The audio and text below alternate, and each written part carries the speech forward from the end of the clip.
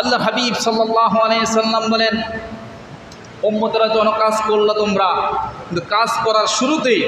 তোমরা যদি বিসমিল্লাহির রহমানির রহিম এই শব্দটা, এই আয়াতখানা তেলাওয়াত না করো, তাহলে তোমাদের ওই কাজে, ওই কর্মে, ওই ব্যবসা, ওই বাণিজ্যে, ওই খাদ্যে, ওই কর্মে, ওই তোমাদের ব্যবসা বাণিজ্যে যা কিছু আসে না কেন, কোনো কাজেই তোমরা বরকত পাবা না,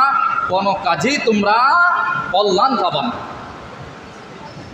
প্রবাস জীবন করছেন, অনেক টাকা ইনকাম করছেন, ব্যবসা করছেন, বাণিজ্য করছেন, কিন্তু আপনার সংসারে কোনো বরকত পাওয়া যায় না। এই বরকত না পাওয়ার একটাই কারণ,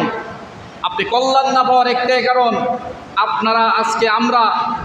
বিশেষ করে মহিলারা যাতে ঘরে থাকে বিভিন্ন কাজ করি, এবং আমার পুরুষরাও আজকে আমরা প্রত্যেক কাজের শুরুতে আমরা বিসমিল্লাহ শুরু করি না।